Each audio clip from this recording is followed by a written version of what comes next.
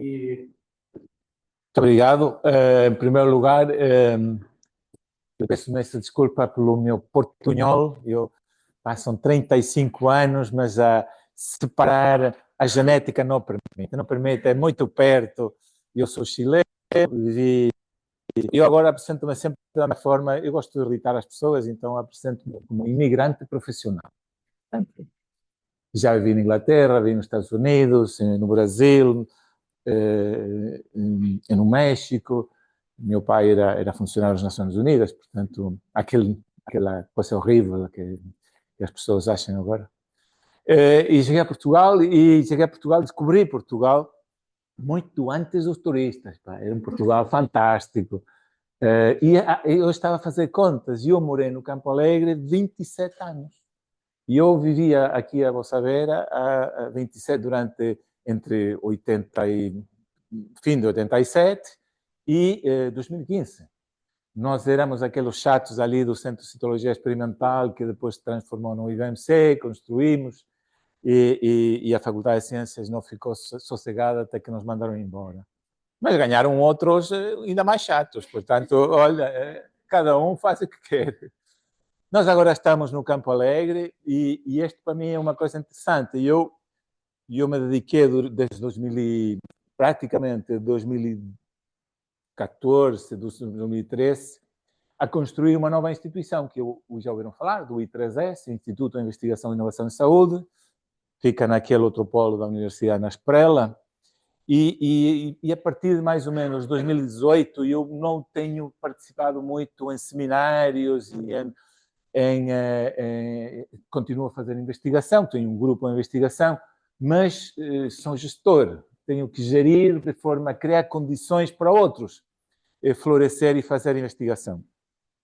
Mas este ano, depois da pandemia e depois de tudo o que aconteceu, decidi, estou quase a me aposentar, vocês não vão acreditar, mas não falta muito, e antes de me aposentar tenho que voltar ao ativo.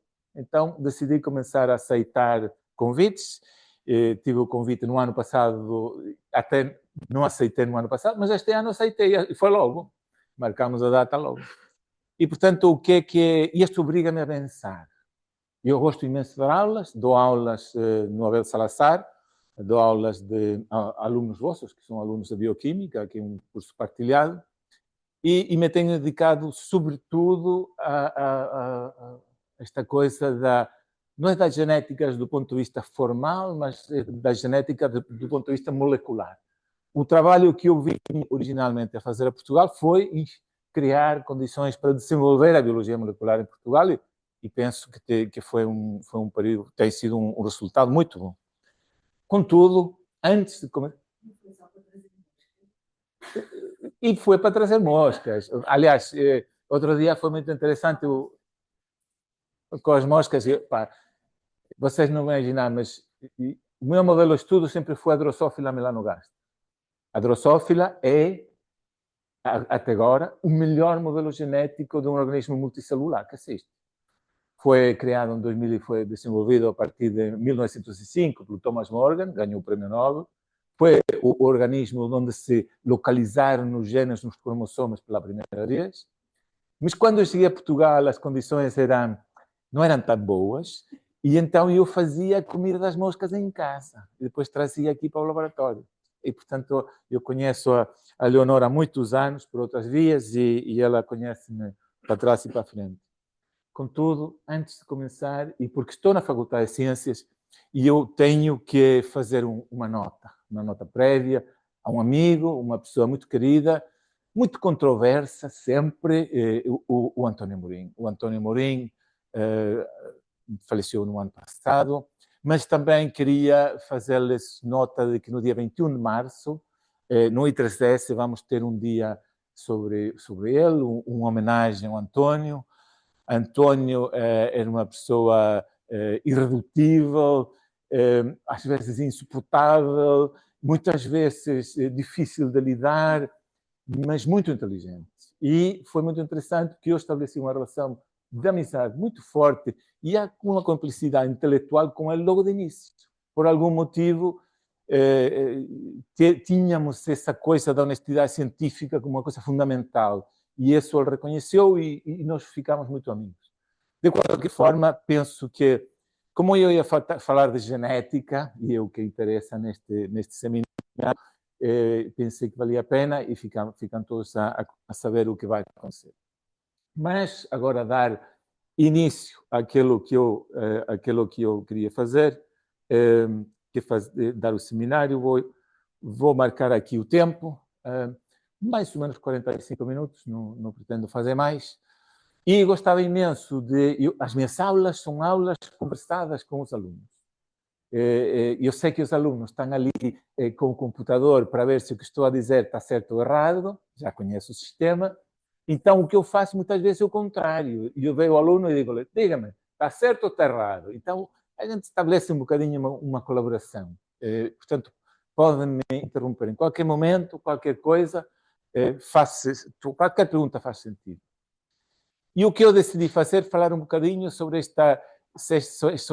genética. A genética é uma ciência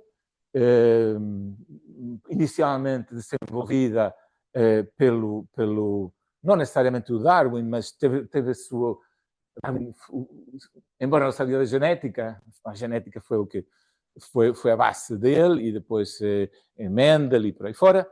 E tem vindo a ter um desenvolvimento gigantesco. E, neste momento, por exemplo, o Instituto de Investigação e Inovação em Saúde tem um grande projeto que está a desenvolver, que é a chamada medicina de precisão. E eu queria chegar ao fim àquilo. O que é a medicina de precisão?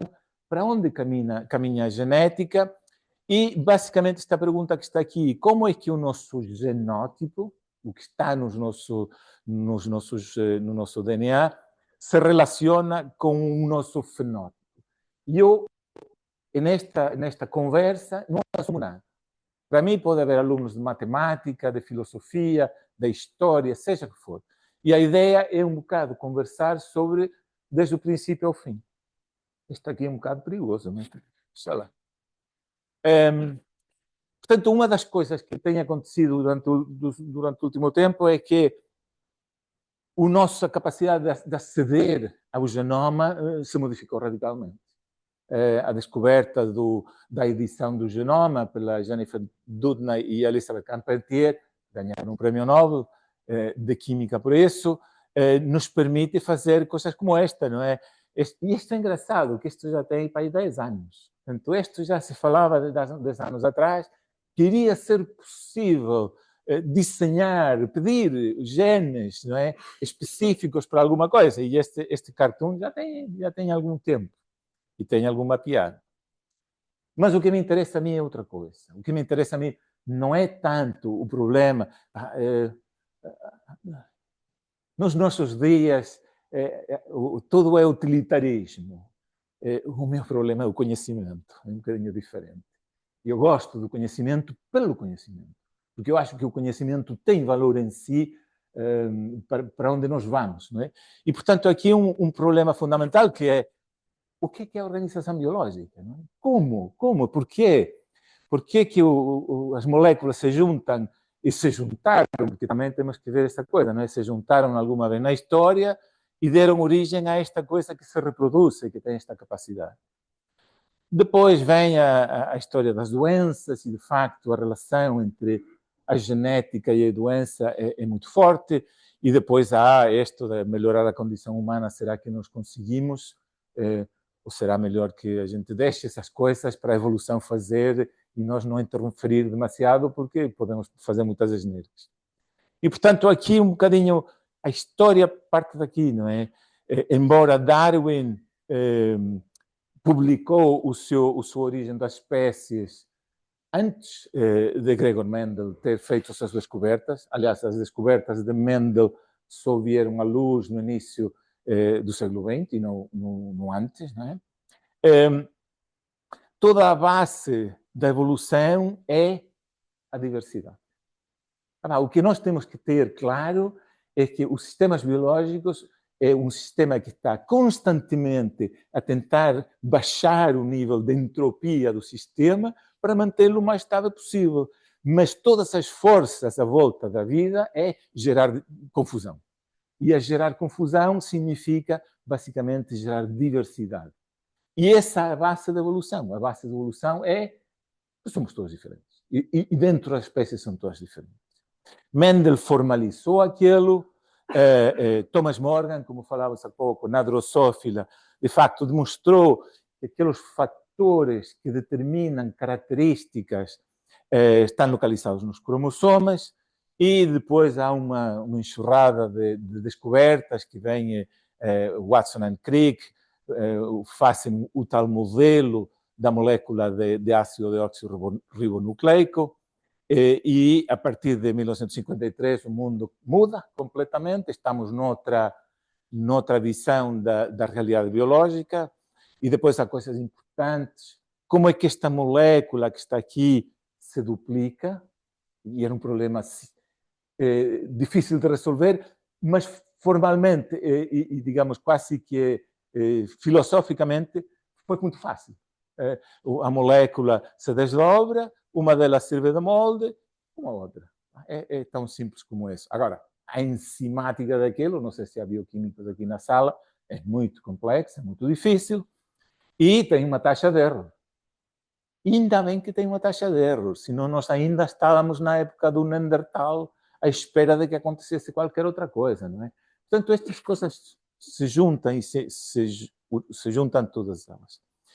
E depois, logo a seguir, o Sidney Brenner participa, não é o único, mas participa nesta coisa de conseguir perceber o que o DNA faz. O DNA tem instruções e estas instruções saem do DNA numa forma, numa molécula intermediária que nós chamamos ácido ribonucleico. E, portanto, isto tem dois passos.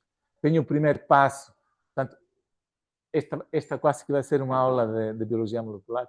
Tem dois passos, um que nós chamamos transcrição. Transcrevemos as informações que estão no genoma, numa coisa intermediária, e depois traduzimos aquilo naquilo que nós somos. Nós somos moléculas, somos essencialmente compostos de muitos tipos de moléculas diferentes, mas aquelas que estão descritas no genoma são as proteínas. Então, o genoma é uma coisa muito engraçada. O genoma é como um conjunto de instruções para construir este organismo e para construir os construtores que vão construir o organismo. Ou seja, tem as duas coisas. Constrói as máquinas que depois fazem o organismo funcionar. Está tudo lá dentro. Há alguns investigadores fundamentais, o Fred Sanger, um dos poucos que ganhou 2 prémios Nobel, como se chama, também a Marie Curie, também ganhou 2 prémios Nobel, mas Fred Sanger, por quê? Porque ele descobriu como determinar a sequência de cada uma das proteínas, quais eram os aminoácidos que as compunham, e depois, como não tinha nada para fazer e estava meio farto daquilo, descobriu como determinar a sequência do DNA também. Portanto, isso são passos fundamentais. E depois damos um salto gigantesco, que é, vamos sequenciar. O que é o DNA? O DNA é um polímero que é composto por subunidades, que estão todas alinhadas, e a informação vai na sequência das subunidades. E temos 4 subunidades diferentes. Não há mais. Se há aqui algum matemático que saiba de código, que faça um código, sim, 4 possibilidades, e a única possibilidade de escrever é na sequência delas, ao longo da molécula. E o primeiro genoma, digamos, a sério, de um organismo multicelular é feito em 97, e o genoma deste organismo tem 190 milhões destas subunidades. Portanto, são polímeros muito, muito compridos. E depois damos, de facto, um salto gigantesco em 2001, quando o genoma humano é decodificado. E aqui estamos noutra fase, 3,10 elevado a 9. 3 bilhões de pequenas subunidades, organizadas em 23 cromossomas. Né? Portanto, este é um cromossoma. Se calhar nunca tinha... O cromossoma é o resultado da duplicação. Portanto, este é um cromossoma que tem aqui uma molécula de DNA, tem aqui outra, e estas são iguais. Ou supostamente deveriam ser iguais. Agora, provavelmente tem pequenas diferenças, mas... E este cromossoma tem toda esta molécula de DNA. O único que se fez aqui foi tratar isto com uma concentração de sal específica e o que faz assim é que o liberta. E o que temos aqui, afinal, é esta fibra. E esta fibra é esta molécula. Esta molécula é incrível, é uma molécula, talvez das moléculas mais estáveis na natureza. Ela funciona, são duas fibras entrelaçadas nesta cadeia e ela separa primeiro que tudo, esta molécula pode separar e voltar a juntar. Há pessoas que falam que o DNA respira. Abre e fecha. Está completamente a fazer isso. Mas há poucas moléculas na natureza que a gente aquece a 85 graus de temperatura e depois arrefece devagarinho e voltamos a ter a molécula exatamente igual. Não há muitas. Muitas das moléculas perdem características nisso. Portanto, uma molécula altamente estável e gigantesca. Então, esta é a descrição. Não é?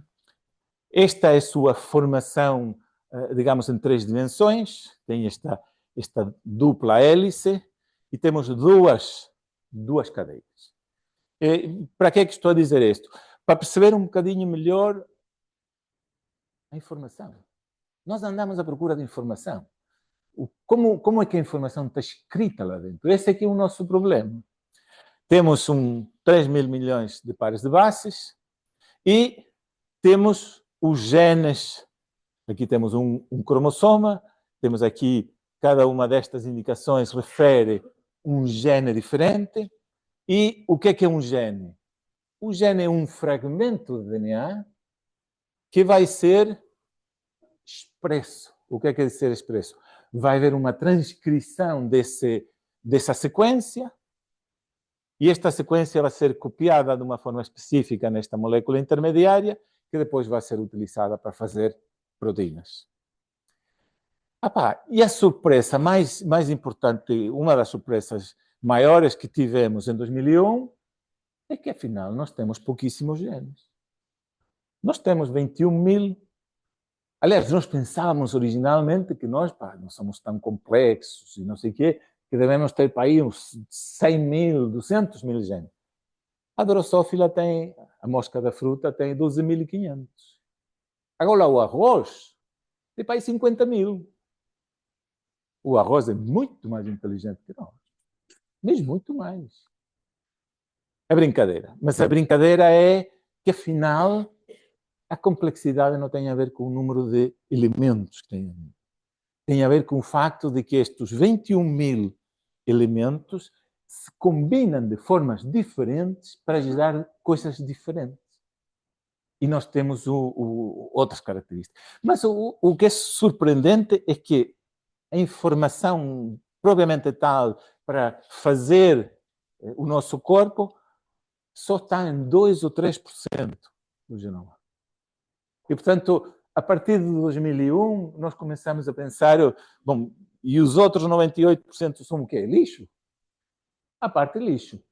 A história evolutiva humana, nós temos pedacinhos de vírus que vêm de antigamente, quando éramos macacos e quando éramos, sei lá, unicelulares, inclusive quando éramos bactérias, que ainda temos.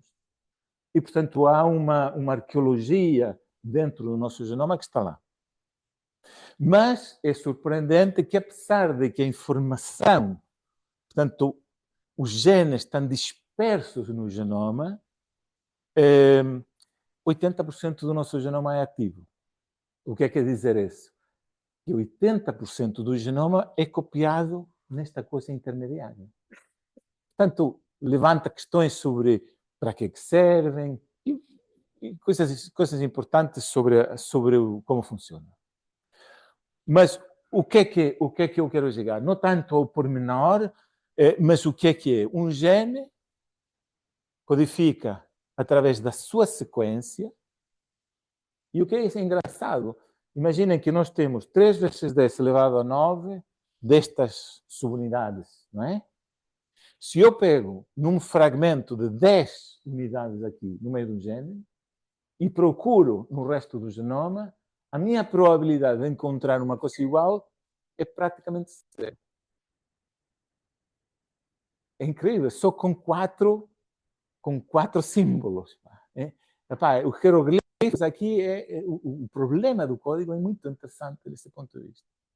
Mas o que é que acontece? Isto agora codifica para uma sequência de aminoácidos. E aí, quando eu começo a falar de aminoácidos, todo mundo sabe o que são aminoácidos. A proteína é uma coisa linear, que é constituída através desses aminoácidos. Há um código que nos permite ler cada um destes aminoácidos e sabemos este nível de informação já conhecemos. Todas as proteínas estão escritas no DNA. E depois, através da tradução, portanto, faz-se a tradução, mas depois agora começam os problemas, que é como é que uma coisa linear se transforma numa coisa tridimensional.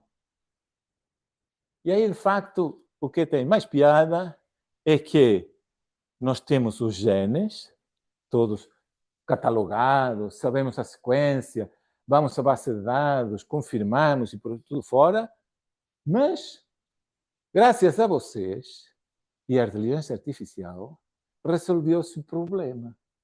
E o problema que se resolveu essencialmente em 2021, mas talvez refinou-se nos últimos anos, tem a ver com esta coisa que se chama AlphaFold, numa empresa que se chama DeepMind, da Google. E o que é que eles conseguiram fazer? Eles conseguiram resolver o problema de como é que se organizam estas sequências lineares num espaço em que a energia é mínima. E conseguiram fazê-lo.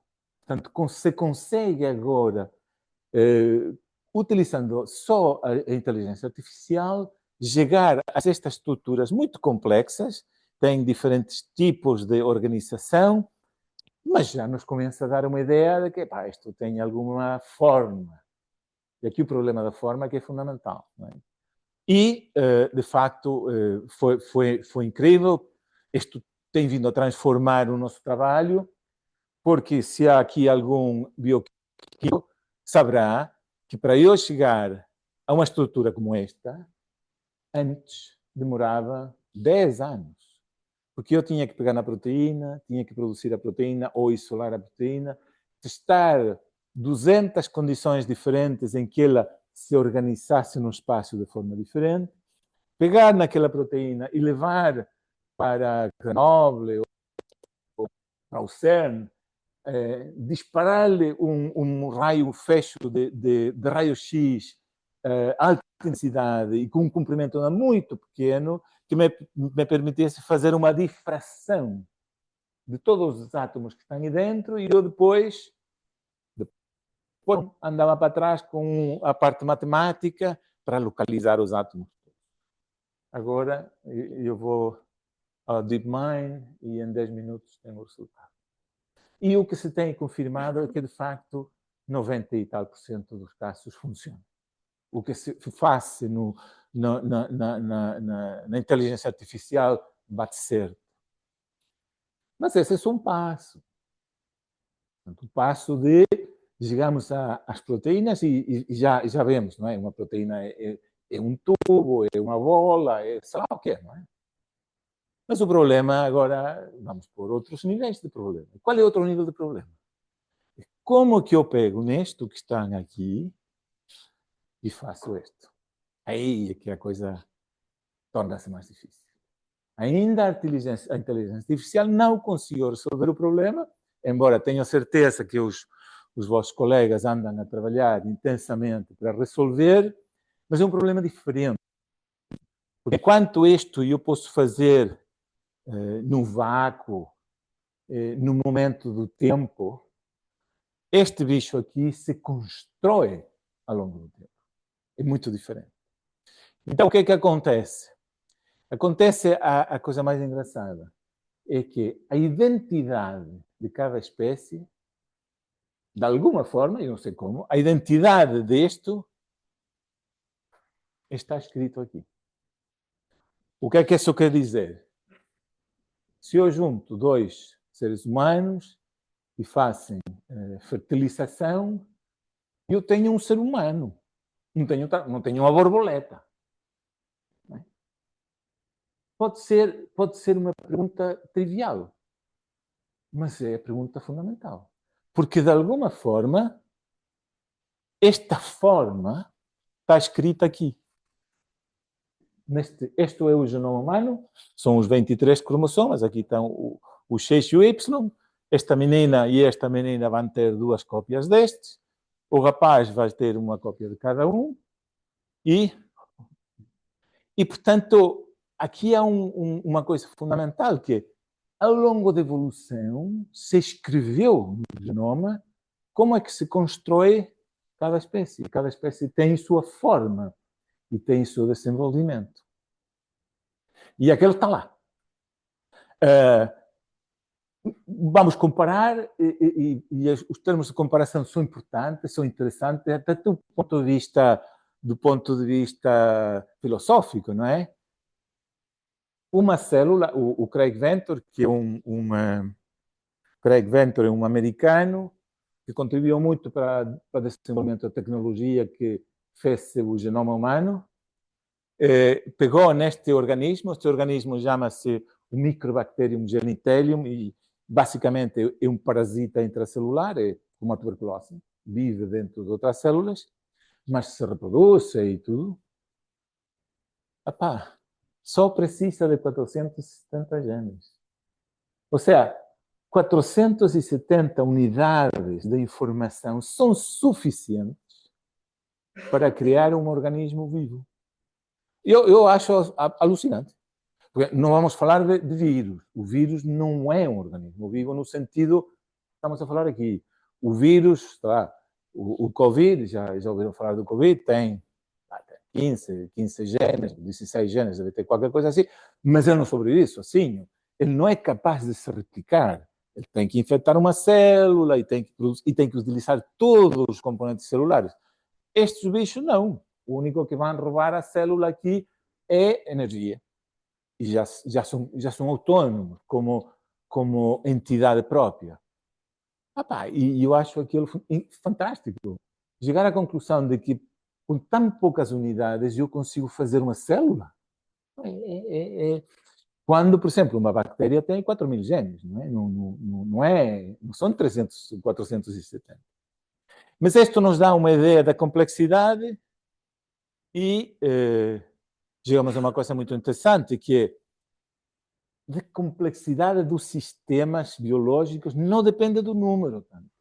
Depende de outras coisas, que podemos falar do que é que são, mas de como eles são regulados, de como, etc. Agora, vocês e cada vez mais eu acho que temos que pensar, eu ando a falar disto há muito tempo, ninguém me ligava muito antes, é que o desenvolvimento ativa um programa genético. Vocês têm que imaginar que o genoma tem lá dentro um programa que tem tempos e que as coisas vão acontecendo em diferentes momentos e se vão tomando decisões que depois vão bifurcando. Se calhar este tipo de linguagem bate mais certo com as linguagens da matemática, das funções binárias, 0 para um lado, 1 para o outro e por aí. E este programa se inicia com estas duas células. Com a célula mais complexa que há na natureza, que é o ócito. As mulheres têm, de facto, a célula mais complexa. E a célula mais simples que há na natureza é o espermatozoide, que é o único que tem DNA e tem uma cauda que o faz mexer. E que faz fertilização, e depois temos, a partir deste momento, como quase que se ativa É como quando tu tens o programa pronto e fazes return, não é? Em return e aquilo... E as coisas umas vão ligar com as outras. E depois temos o desenvolvimento. E, portanto, o organismo se faz durante o desenvolvimento. Não há organismo de novo, não há criacionismo, nenhuma dessas coisas. Não, isso não existe, não é? Este organismo vai ser resultado de um processo muito longo, no caso humano são 9 meses, em que desenvolve, é engraçado que desenvolve, vocês podem fazer o teste um dia, desenvolve-se de facto de 2 lados. Nós somos bilaterais. Somos iguais de um lado que do outro. Mas não somos. Se vocês pegarem uma fotografia vossa, cortarem um meio e fizerem mirror image, passam. Não são vocês. Porque, de facto, a forma que o desenvolvimento acontece neste lado não é igual a esta. Há distâncias, há diferença. E aí começamos a ter uma coisa muito engraçada, que é o meio ambiente e o envolvimento do meio ambiente neste desenrolar do programa genético. Então, durante o desenvolvimento, o que acontece? Durante o desenvolvimento acontece uma coisa fantástica, que é diferente. Nós chamamos a isto diferenciação celular. Na verdade, podíamos dizer que são 2 coisas. Uma é a determinação e outra a diferenciação. Diferentes células vão fazer coisas diferentes. E esse é que é a chave. No nosso corpo, nós devemos ter à volta de 200 tipos de tecidos diferentes e todos eles saem daqui. Então, uma das primeiras perguntas... Então, e o que acontece no fim, não é? No fim, temos células que morfologicamente... E aqui, não sei se ouviram alguma vez falar algum matemático na área da geometria. O Darcy Thompson era um matemático que fazia também biologia. Aliás, antigamente fazia-se um bocado de tudo, não é? E uma das coisas, o problema dele era explicar a forma. Por que as formas biológicas têm as formas que têm, não é? E como? E, de facto, é incrível, não é? Aqui temos um neurônio, desenhado por Ramón y Cajal, e aqui temos uma glândula mamária. Não podiam ser mais diferentes. Mas nós temos as duas. Nós não, porque nós, glândula mamária, não temos necessariamente, mas as mulheres desenvolvem. Nós não desenvolvemos. Mas esta história da estrutura é muito interessante. E este problema da identidade, ficou tecnologia. Não? Ok. O problema da identidade é um problema muito interessante e é o problema que nos preocupa agora mais. Como é que as células chegam a ser o que são? Porque aquilo tem que estar escrito no genoma, de alguma forma, não é? Esse aqui é o ponto. Então, há certos conceitos que são importantes ter. Quantos biólogos aqui há? 1? 2? Ok. Há uma coisa muito importante que as pessoas têm que perceber, é que o nosso corpo não é estático. Nós não somos como o exoskeleton de uma mosca, que de facto morreu. O único que a mosca tem vivo por dentro são tecidos que já não se desenvolvem, exceto os ossos. Nós, de facto, o nosso corpo é feito e refeito constantemente. Então, se olham, por exemplo, para o que acontece no intestino, nós fazemos absorção de nutrientes. Só que fazemos absorção de nutrientes num meio que é para morrer, não é? Ácido clorídrico. Por quê? Porque aquelas proteínas que nós comemos têm que ser cortadas em bocadinhos para depois ser absorvidas. Bom, resulta que se nós temos esse meio ambiente altamente tóxico, estas células vão morrer. Então, se vocês não tivessem células que estão constantemente a reproduzir, 6 ou 7 dias deixavam de absorver, porque não conseguiam repopular os tecidos. Então, de facto, os nossos tecidos, a maior parte deles, têm esta estrutura. Tem uma célula que se divide e dá origem ao que vocês veem, e tem outra célula, e esta célula gera outra célula que vai voltar a ter a mesma capacidade da original. E estas são as células staminais. Então, nós de facto somos um conjunto de tecidos que cada um tem várias camadas. Um conjunto de células estaminadas que está lentamente a dividir-se. Depois há estas células que vão passar a ser coisas diferentes e depois isto amplifica e aqui no fim elas morrem. E isto está a acontecer constantemente. E isto está a acontecer em todo tipo de tecidos, ou seja, o sangue.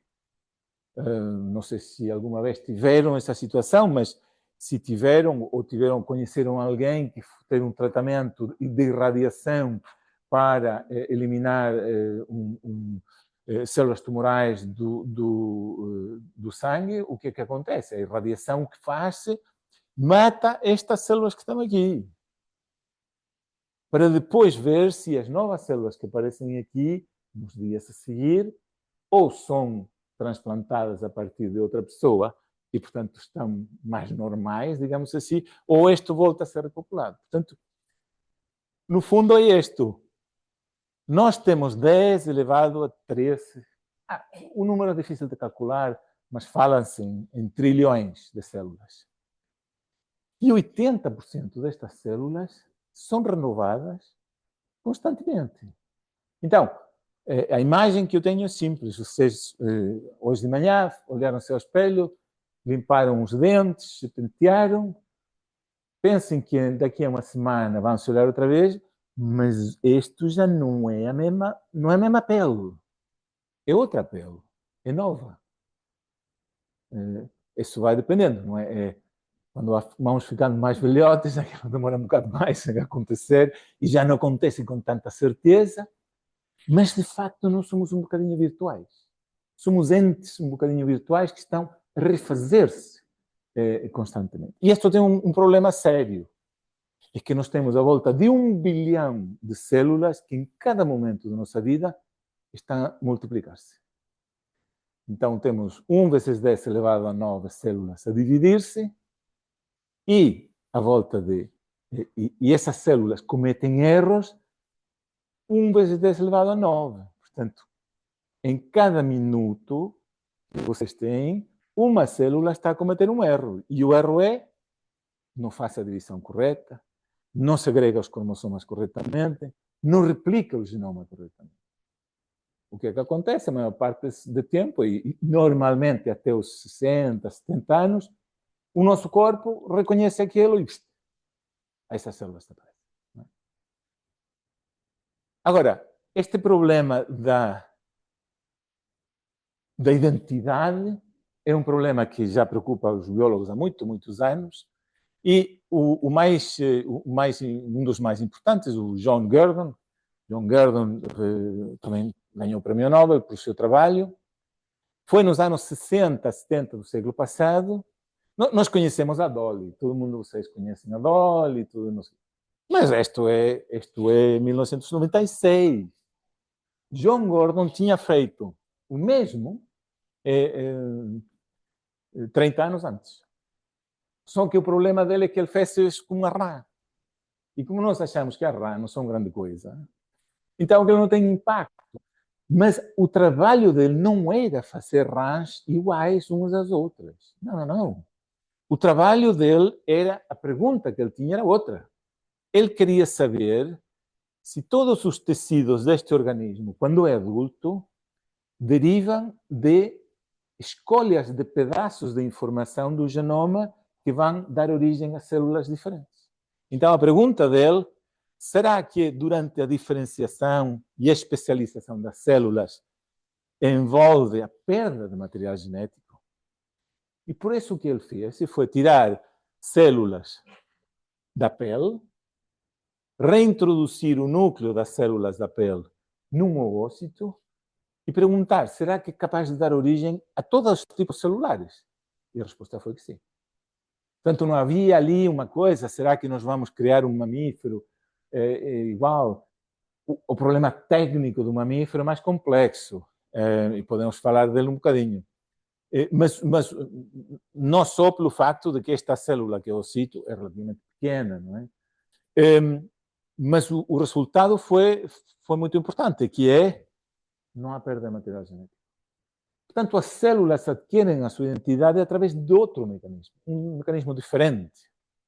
Inclusive, há um problema complexo aqui, que, afinal, este animal viveu muito menos tempo do que devia ter vivido. Ou seja, a idade do núcleo que foi utilizado para fazer isto determinou quanto tempo eles não conseguiram andar para trás na idade do núcleo. E outras coisas. Até agora ainda nunca se conseguiu fazer um organismo clonado que fosse absolutamente normal. Em nenhum tipo. Eles sempre têm problemas. Portanto, reiniciar o programa genético, ou seja, pegar nesta célula do epitélio e pegar no núcleo e meter aqui dentro, requer uma reprogramação. E essa reprogramação é difícil, é muito complexa.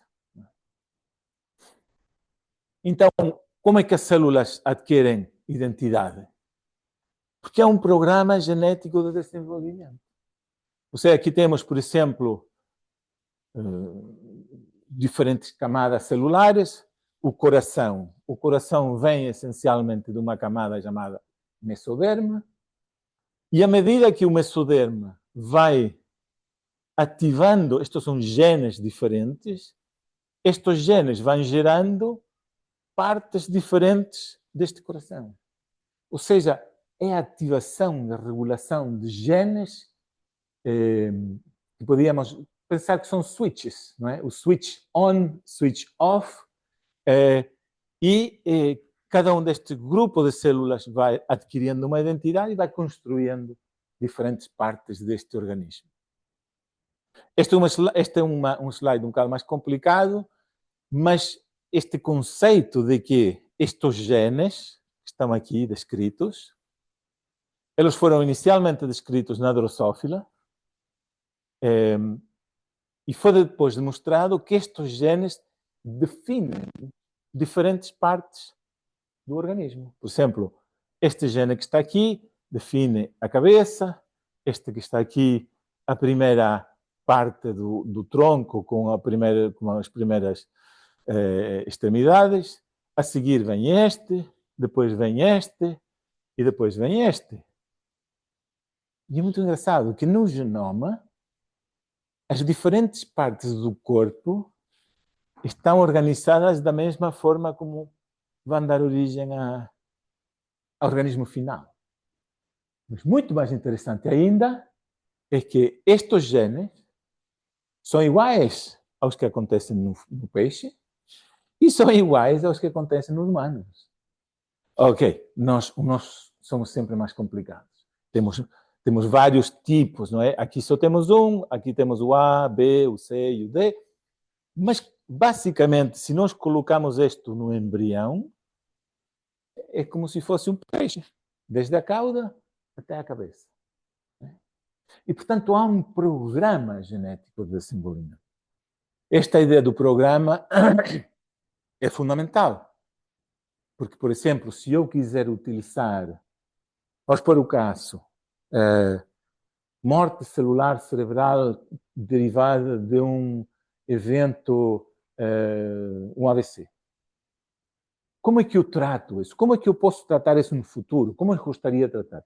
Uma hipótese podia ser eu pegar em células, até células da pele,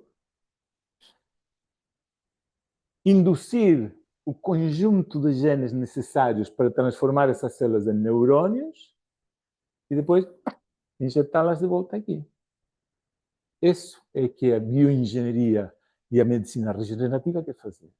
E agora começamos a compreender o que é que eles têm que fazer para poder chegar lá. Para poder fazer isso. Então, este é o modelo, não é? Ao longo do desenvolvimento, as células vão passando por momentos de decisão. Então, temos esta célula ativou este gene, e de origem a célula B, mas a célula A não ativou o gene. E, portanto, é uma célula diferente. E depois passamos o segundo patamar, que é o gene 2 e o 3, e afinal o que temos? Temos diferentes tipos de células em qual vamos ter diferentes combinações de genes que são ativados.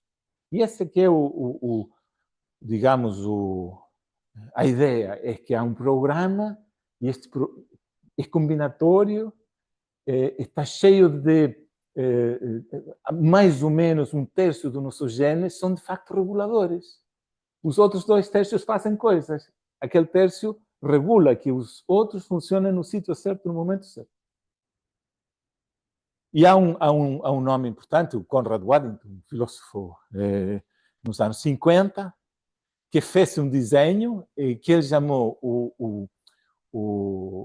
a paisagem epigenética. Ele descrevia que durante o desenvolvimento, ao longo do tempo, as células vão ter que passar por momentos onde vão decidir se vão por aqui, se vão por aqui, não é? As células vão tomando, e esta paisagem epigenética é moldada pelos genes. Eu gosto muito da história, porque eu acho que na história nós temos tanta gente que pensou tantas coisas que depois fazem todo sentido com aquilo que nós podemos descrever em termos moleculares. Ok, não era só epigenético, e aqui o nome epigenético é complicado, porque epigenético não é o mesmo que genético. Portanto, aqui é uma coisa que se adquire ao longo do tempo, mas que não é genético. E, portanto, esse conceito tem vindo a se desenvolver cada vez mais. Mas a ideia é interessante, e cada vez mais. E agora, de facto, temos, não é? É que o nosso genoma, o nosso genoma está associado, o DNA aqui é esta fibra, digamos, roxa, assim, e estas bolinhas que estão aqui é a forma fundamental em que o DNA é protegido. O DNA se enrola nestas coisinhas que se chamam nucleossomas. São 8 proteínas que fazem uma estrutura, parece uma bola. E esta estrutura que faz uma bola permite comprimir aquilo. E permite meter o DNA. Ele super compacta a volta de 10.000 vezes. Nós pegamos 2 metros de comprimento e metemos numa bolinha que tem 5 micras de diâmetro. Bem organizado, ainda por cima. Bom, resulta que, ao longo do tempo, temos vindo a perceber que estas bolinhas sofrem alterações. Estas alterações são alterações que acontecem durante o desenvolvimento. E diferentes células têm alterações em diferentes partes do genoma. E estas são as alterações epigenéticas. Chama-se epigenéticas porque podemos induzi-las e podemos retirá-las. Não são permanentes, não estamos a mudar a informação. O único que estamos a mudar é se ela, de facto, compacta mais ou compacta menos. Quando compacta mais, o gene fechou. Quando compacta menos, o gene expressou. Pô-lo de uma forma muito simples, é assim. Então, se nós vamos analisar uma célula ao longo do tempo, vemos que as suas alterações epigenéticas se vão mantendo. Então, começamos pela primeira vez a ter uma ideia do que é a memória. As células têm memória do que são. E essa memória vem com estas pequeninas alterações ao longo do DNA, que vão determinar quais são os genes que vão ficar fechados, quais são os genes que vão ficar abertos. Então, a sua conexão à internet está instável. Ok. Então, por exemplo, se eu faço parte das células de tecido sanguíneo de algum tipo, eu tenho que expressar o gene da hemoglobina, porque eu vou ter que transportar o oxigênio.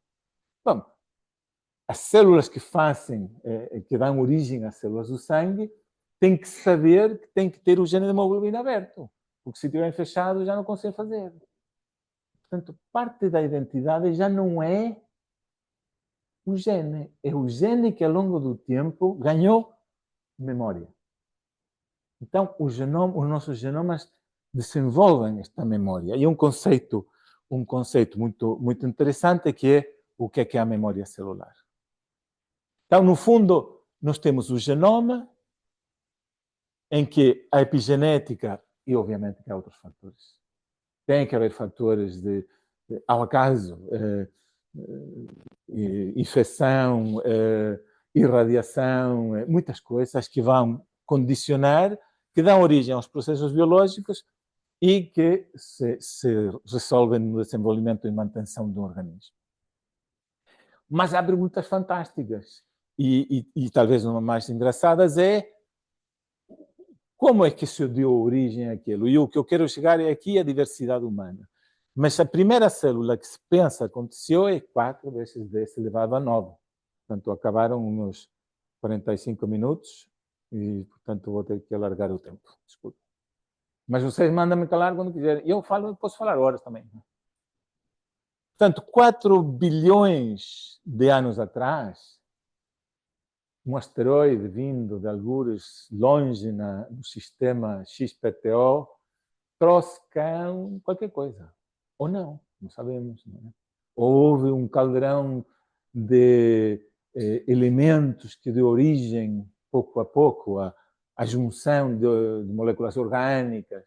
Há várias teorias.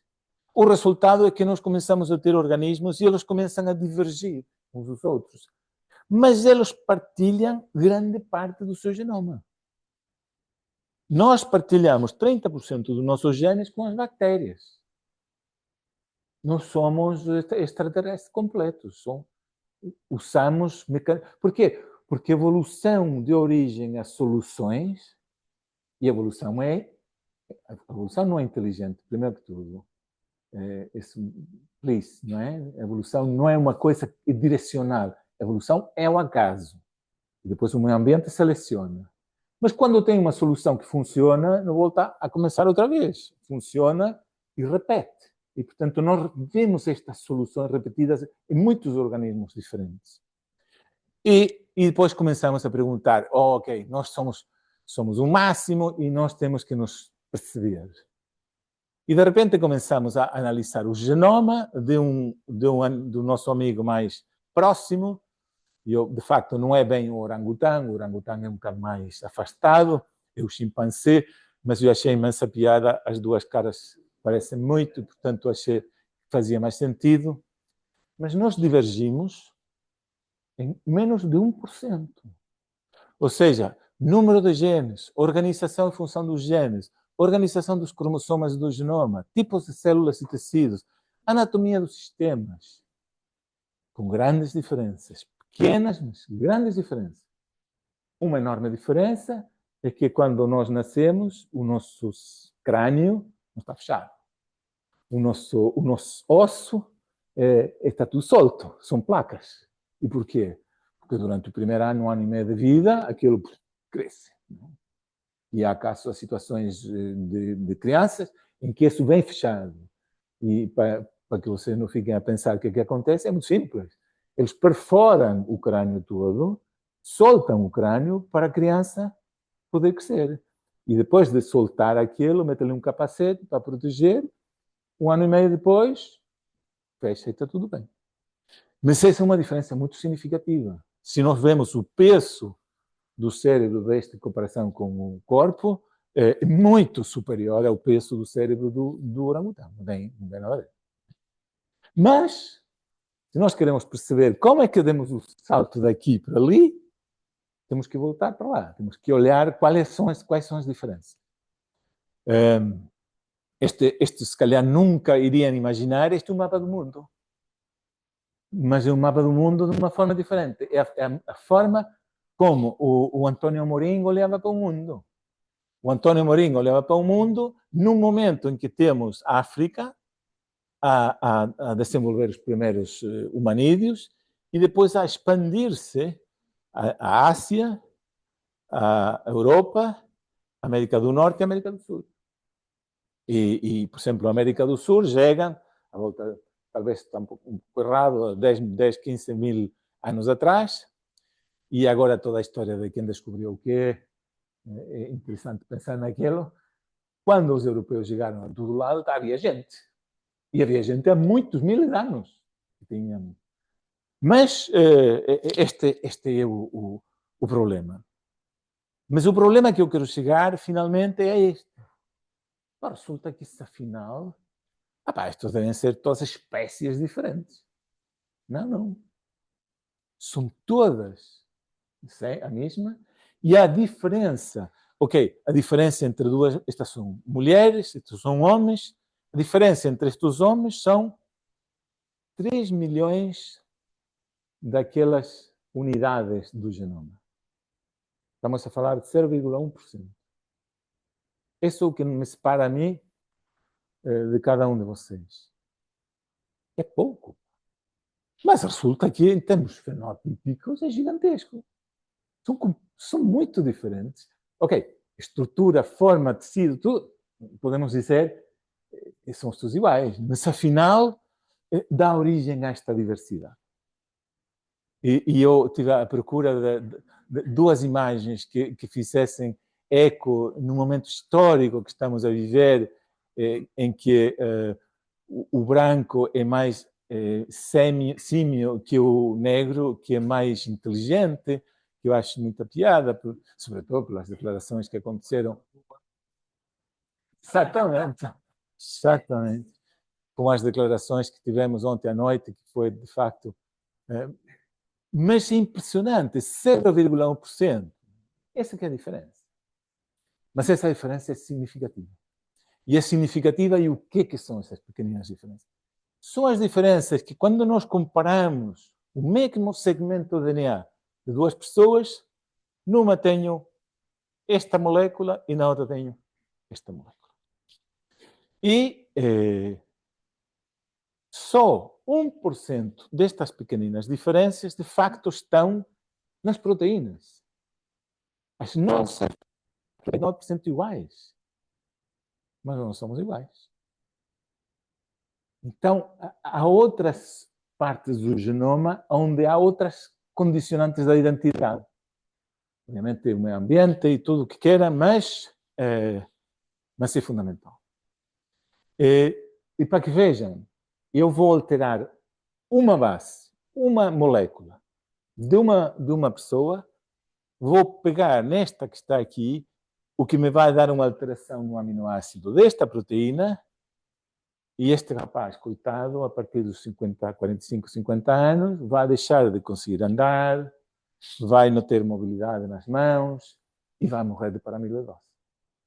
Porque essa pequenina alteração pega nesta estrutura, chama-se, a primeira, aliás, foi uma colega vossa e nossa, a Maria João Saraiva, que descobriu pela primeira vez que esta pequenina alteração, em vez desta proteína fazer isto, ela faz isto, faz uma fibra.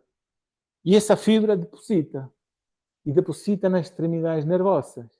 E isso mata as células nervosas. E vai lentamente matando as células nervosas e dá origem a uma doença genética.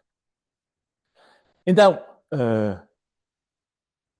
é incrível como uma alteração dá cabo do sistema todo, não é? E não é única. Se nós agora vamos procurar, por exemplo, até o cromossoma X, a quantidade de genes que, quando têm alterações, às vezes só de uma base, dão origem ao Huntington, à hemofilia, à distrofia muscular, e diferentes tipos. Ou seja, há, de facto, no genoma, tem que ser perfeito, tem que ser quase perfeito. Eu tenho duas netas agora, e eu, como geneticista que sou, olho para elas do ponto de vista de genética. Eu acho fantástico. É alucinante. O facto de que 99% das crianças são perfeitas. São perfeitas. É impressionante. E cada vez vamos a procurar outros cromossomas e vamos ver que uma quantidade enorme dos nossos genes dão origem a doenças. Então, não há diferenças significativas entre genomas de diferentes populações humanas. Nós temos 21 mil genes, mas as nossas diferenças aqui serão, no máximo, pequeninas coisas em 30 genes, embora temos outras diferenças. E estes polimorfismos, a maior parte deles, afetam a regulação, afetam quando o gene se expressa, em que momento do desenvolvimento, qual é o nível de proteína que produzem. Alguns produzem mais, nas pessoas que têm, que crescem muito pouco, o fator de crescimento é expresso a um nível muito baixo. Naqueles que crescem muito, o fator de crescimento é expresso a um nível mais alto. E, portanto, crescem mais. Não é? Essa é uma condicionante. E, portanto, olhamos para isso. O que é que andamos a fazer agora? Nós queremos sequenciar todos os genomas. Porque só sequenciando todos os genomas, nós vamos conseguir perceber a diversidade. É como um jogo de números. Quanto mais, antes havia as doenças raras. Agora já não são raras, porque agora já temos tantos genomas sequenciados e tantos analisados que deixam de... Ok, não acontecem com muita frequência, mas já não são tão raros porque o número de pessoas que analisamos é cada vez maior. E é muito simples. Neste momento, eu posso fazer o genoma de cada um de vocês por 500 euros e demora um dia. Em 2001, foram 3 bilhões de euros, demorou 10 anos e houve mais de 100 laboratórios envolvidos. Neste momento as coisas mudaram muito. E eu tenho certeza que no futuro muito próximo, talvez já não está nos próximos 15 anos, todas as pessoas vão ter o seu genoma decodificado logo à nascença. E vai ser tipo o momento de nascimento. Este é o que tinha no nascimento. Vai fazer parte do nosso bilhete de identidade. E depois, e vai ser importante, porque depois nos vai permitir comparar ao longo do tempo o que é que acontece, quais são as alterações que se vão verificando. Uma coisinha muito, muito simples, aquelas mutações aquelas alterações que eu indiquei são chamadas monogênicas, ou seja, há um organismo, uma das pessoas tem a mutação e expressa. Mas, de facto, a maior parte das nossas doenças são, de facto, multigênicas. Por exemplo, o autismo. Nós não conseguimos encontrar um gene do autismo. Conseguimos ver que, de facto, há coisas que têm com disabilidade intelectual, com esquizofrenia, com alterações metabólicas, inclusive com coisas congênitas. E, portanto, a maior parte das doenças dependem de muitos genes ao mesmo tempo. São multigênicos. E uma das mais importantes, obviamente, é o cancro, não é? Este é o envolvimento de genes, estes são todos genes diferentes que têm como centro este nódulo de decisão e que o resultado é que quando estas coisas correm mal, a computação, você pode imaginar, este é um algoritmo de computação, qualquer uma destas coisas que vai mal, prum, aqui abaixo o outcome vai ser errado. E o outcome errado de uma célula tumoral é a perda de identidade. A célula esqueceu-se de que estava a fazer e por que estava naquele sítio e começa a pensar que é qualquer outra coisa. E começa a ativar genes que não devia ter ativado e depois vai para outros sítios, sai do pulmão e vai para o cérebro e não devia ter ido. E, portanto, aqui o problema não é tanto um problema... Aliás,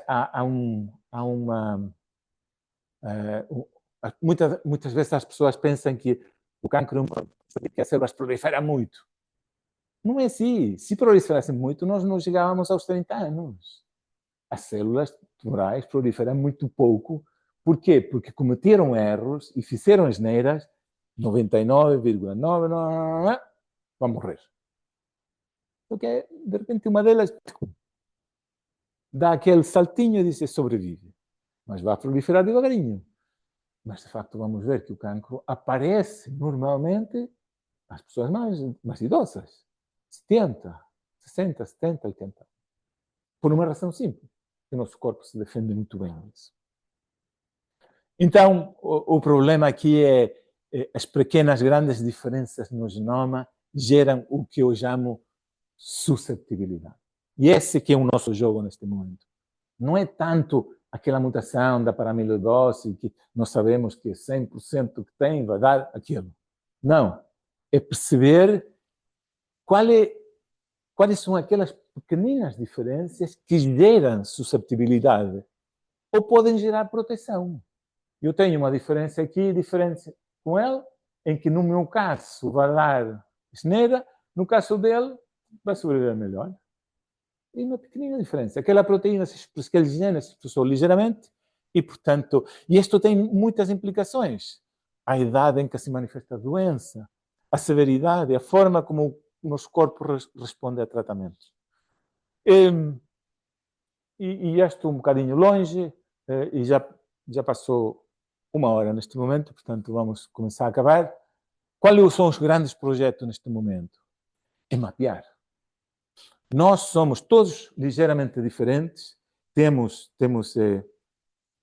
histórias evolutivas diferentes. Se nós compararmos, por exemplo, a maior parte que vem da África, eles têm uma taxa de cancros muito mais baixa que a nossa. Há muita gente que diz que também tem taxa de cancro mais baixa porque os registros são piores e, portanto, há também um componente desse, não é? Mas, na verdade, se analisarmos as populações afro-americanas nos Estados Unidos, é mais baixo que os brancos. Por exemplo, no melanoma. E, portanto, nós temos que mapear, e quanto mais mapeamos, mais informação vamos ter. Porque o que é que nós queremos identificar? São estas coisas da susceptibilidade. Por quê? Porque nós agora, dependendo da susceptibilidade, podemos fazer o que chamamos de medicina personalizada. Eu tenho um cancro do pulmão, eu tenho uma pequenina alteração, e essa pequenina alteração faz com que a razão por que essa célula se transformou é porque expressa um gene que não devia expressar, a um nível muito alto. Então eu pego numa molécula que vai bloquear aquela molécula que está a expressar. Mas isso só funciona para aqueles que tiverem no campo do pulmão essa mutação. E a seguir vem o segundo, e eu tenho que ter esta mutação para poder utilizar aquilo. Ou tenho que no melanoma ter alterações neste gene para poder usar aquilo. E por aí fora. Não é? Então, esse aqui é o que é correlacionar o genótipo com o fenótipo, mas agora a nível muito, muito fino. Muito, muito fino. E, portanto, para terminar, nós antes andávamos à procura dos genes, das funções, da identificação e por aí fora. Agora andamos a analisar a regulação, as doenças multigénicas, a susceptibilidade e, sobretudo, esta coisa aqui que é networks, análise de network de elementos que se combinam para dar origem. Antes falávamos de um gene, agora falamos de redes de genes que estão envolvidas. E por aí vamos embora. Temos muitos problemas. Será que eu vou dar os meus dados pessoais à Multicare ou à Medis e que me vai responder no dia a seguir, lamento muito, mas o genoma não permite fazer um seguro? Ou ao Serviço Nacional de Saúde, para a gente nasce, recebe uma carta e diz, lamentamos muito, mas o seu filho não vai ter acesso ao Serviço Nacional de Saúde porque está condenado. Não é? Há muito para fazer ali a nível do que acontece. Depois há que resolver problemas de confidencialidade, mas tem muitos benefícios no diagnóstico. Neste momento, mais de 85% dos cancros são curáveis. E são curáveis por uma razão muito simples. É porque o diagnóstico é muito mais cedo. Basicamente, as pessoas que não sobrevivem ao cancro é porque chegam ao hospital muito tarde. E já não há forma de resolver o problema. E depois há os problemas de identificação a nível familiar e perceber coisas que se podem fazer. Nós podemos fazer planeamento familiar, decidir se nós podemos fazer diagnóstico pré-implantatório. Né? Imaginem uma família que tem o pai desenvolveu doença para amiloidose, mas ainda quer ter filhos. Podem escolher ter um filho normal. É só uma questão de querer. Okay? E do Serviço Nacional de Saúde fazermos. Mas já é possível identificar um embrião gerado a partir de um espermatozoide que não tem a mutação que o pai tinha. Porque a distribuição do genoma nós conseguimos verificar aqui. E, portanto, até que ponto avançamos aqui? É engraçado que aqui avançamos ao contrário do que eu queria.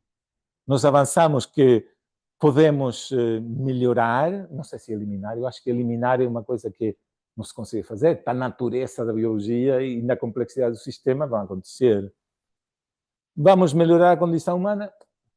Talvez um bocadinho, em alguns casos vai ser possível resolver. Conhecemos melhor as bases da vida, step by step, como disse meu filho, baby steps, né? E muito devagarinho estamos a conhecer, estamos a perceber, mas esse aqui é o nosso objetivo, esse é o que andamos à procura. Portanto, o que tentei fazer hoje, nesta hora e 5 minutos, ou talvez um bocadinho mais, é partir do zero e chegar ao organismo e ver que não é. A linguagem pode ser traduzida de forma que todo mundo pode perceber o que é que andamos a fazer. Não é preciso escudar-se naquilo, é muito complicado, não dá para explicar. Dá para explicar, sempre. E dá para as pessoas perceberem. Não é? E, portanto, obrigado e estou disponível para todas as perguntas que tivermos.